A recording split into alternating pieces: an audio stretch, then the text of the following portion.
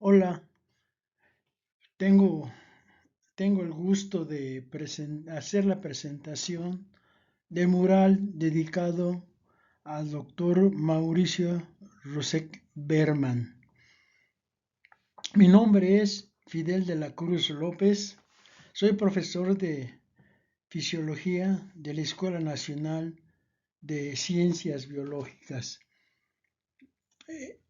El título del mural justamente hace referencia a que el doctor Roussek fue la cuarta generación pavloviana, en el cual, pues, el inicio, ustedes lo tienen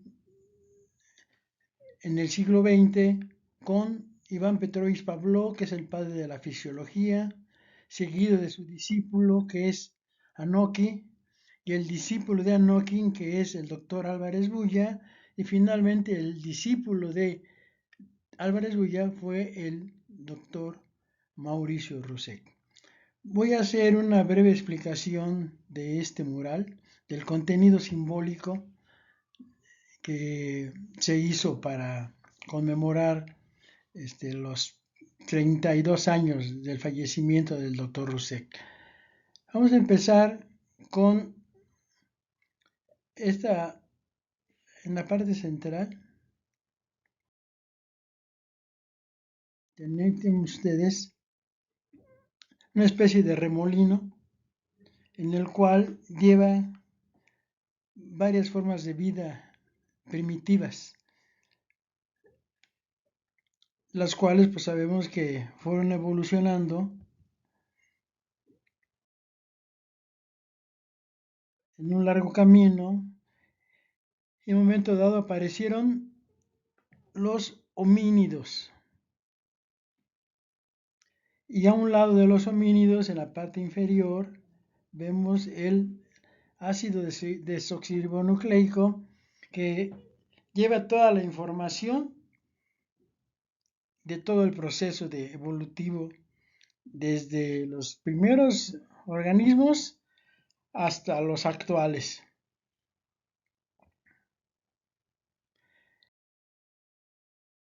Hasta los actuales representados, en este caso, por el fisiólogo eh, Iván Petrovich Pavlov, que es el padre de la fisiología. Como ustedes saben, eh, Iván Petrovich Pavlov trabajó en varios temas. Inicialmente uno de ellos fue la ingestión, cómo se lleva a cabo la función del sistema digestivo con los alimentos. Posteriormente, uno de sus discípulos de Iván Petrovich Pavlov fue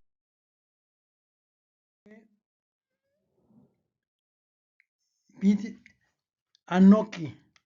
Anoki, que también trabajó en varios aspectos, varios temas que después los iremos relatando brevemente. Y un discípulo de Anoki fue el español, después mexicano, Ramón Álvarez Bulla.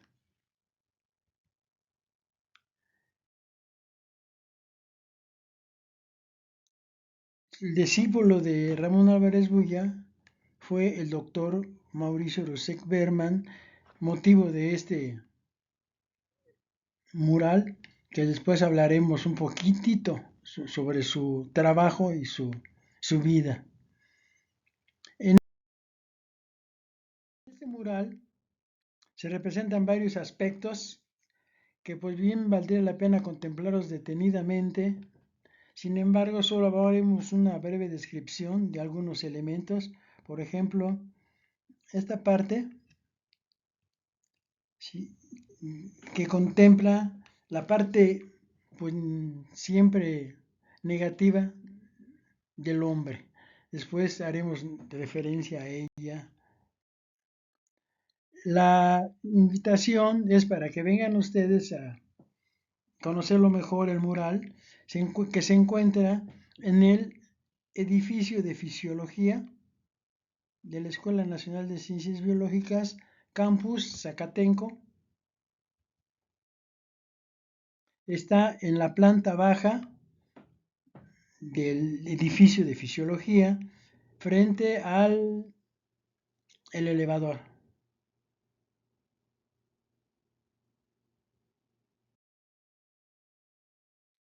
Debo dar algunos datos interesantes de que esa obra fue realizada por un buen amigo mío, el pintor muralista Ricardo Rodea Bernal, quien realizó e instaló el muro, como se dice, ¿no? La frase, por puro amor al arte, como buen politécnico que ha sido por más de 30 años.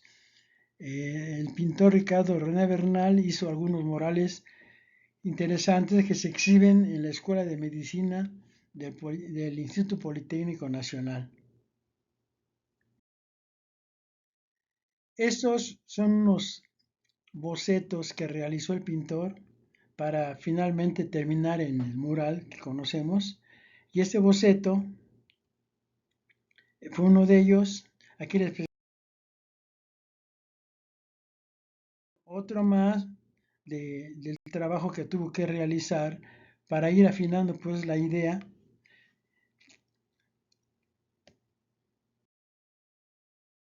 de ese trabajo. Bueno, el caso del doctor Mauricio Rusek, él tuvo en su casa un mural pintado por un amigo de él, un chileno, el cual representa muchos aspectos de la ciencia que la pueden ustedes ver, ya que fue donado por la familia Rusek, fue donado a la Academia Mexicana de Ciencias. Sin embargo, aquí solamente les quería platicar el aspecto que fue inspirado para una pequeña parte, inspirada para el mural que se encuentra en nuestra escuela.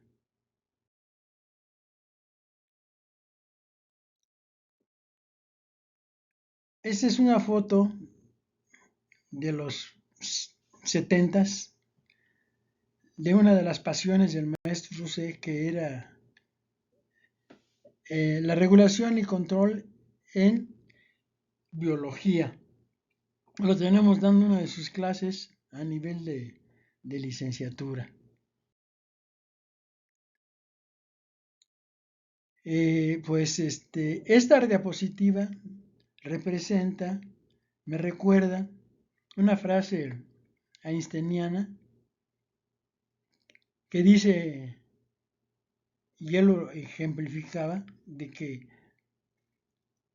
en la vida es como andar en bicicleta. Para mantener el equilibrio, nunca hay que dejar de pedalear. Y vaya que tenía así eso. En esa foto, pues también de los 70, 73, 72 posiblemente, vemos al doctor Rusek y a tres alumnos que coincidimos en su laboratorio: Sergio Greenstein, Guillermo Chambert y yo, Fidel de la Cruz.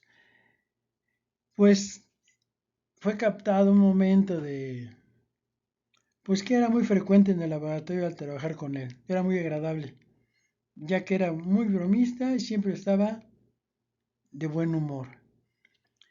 Y pues el trabajo que realizó y que vamos a hablar muy brevemente de lo que hizo el maestro Rusek, pues suena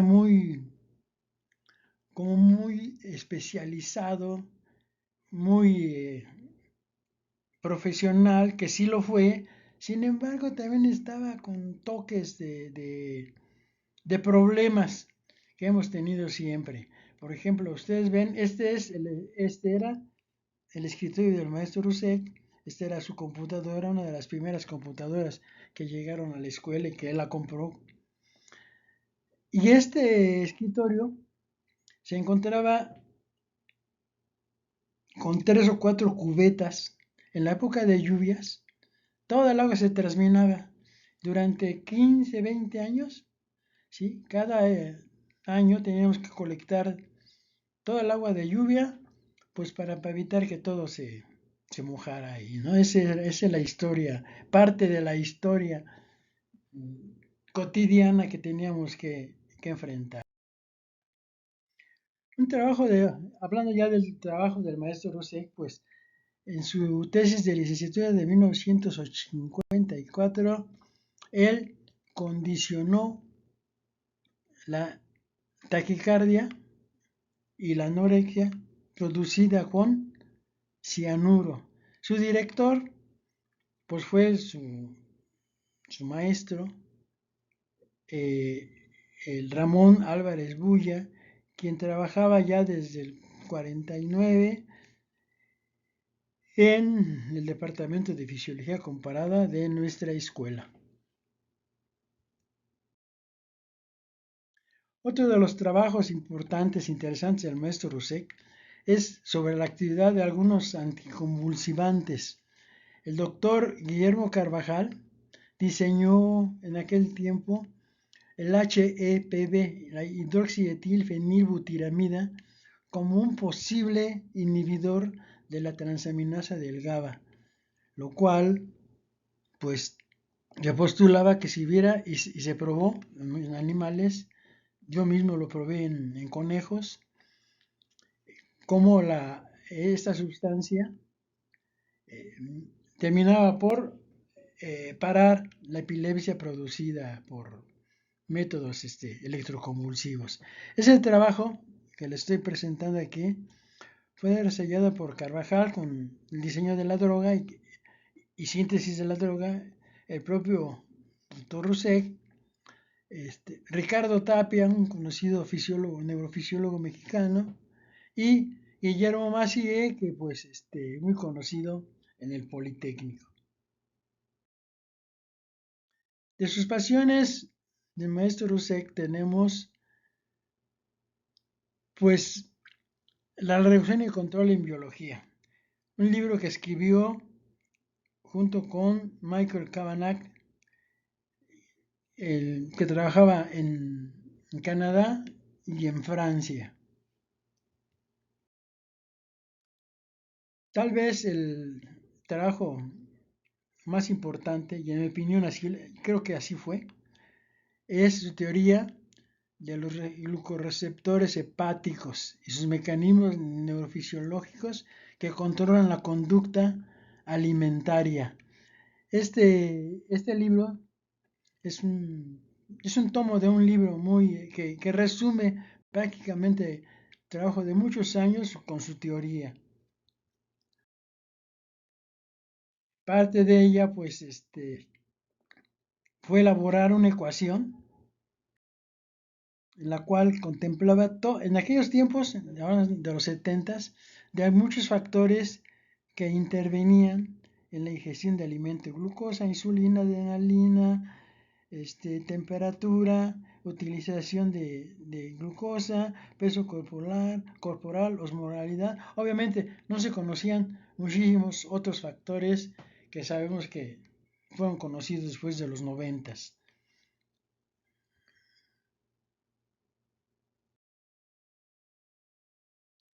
Bueno, pues llegamos, no puedo terminar este breve comentario sin hablar del aspecto, pues, analítico, crítico del maestro Rosek. Se metía en cada problema porque en esencia tenía la idea de que vivimos en un mundo perfectible y lo criticaba. Y entonces en el 74, en este periódico muy conocido en aquel tiempo, decía el maestro Rosek que el CONACYT gasta 50% del presupuesto en su aparato burocrático, de tal manera que para trabajo de investigación prácticamente se diluye con este gasto burocrático excesivo. Eso obviamente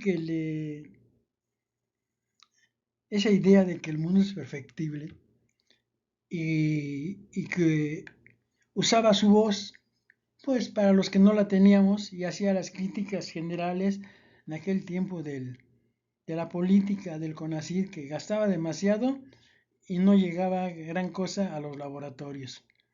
Lo motivo por el cual pues obviamente se metió en muchos problemas. Fue llamado en aquel tiempo, en el 74, a gobernación, pues para cuestionarlo acerca de esas críticas al gobierno de aquel tiempo. Entre esas declaraciones, él decía que el gobierno gasta cada vez más a través del CONACYT. El presupuesto lo orientan a la ciencia aplicada y además dan una parte mínima para las cuestiones de ciencia básica. Para él era una desgracia, puesto que eso va a disminuir el ya raquítico nivel académico de nuestras escuelas superiores. Se preguntaba qué harán los científicos.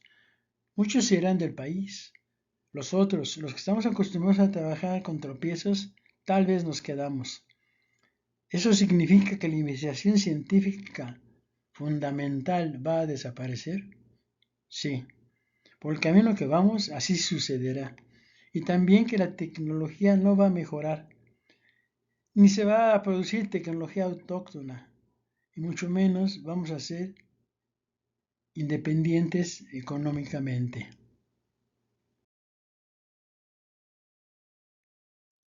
Obviamente que esa crítica, pues después de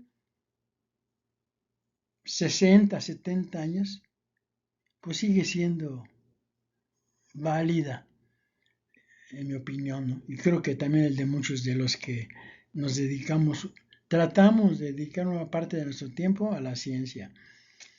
Y finalmente les presento un comentario de la periodista, la cual entrevistó al doctor Rousseff en ese tiempo, y dice, al preguntársele qué es la investigación científica, el actual jefe del Departamento de Fisiología de Ciencias Biológicas del IPN responde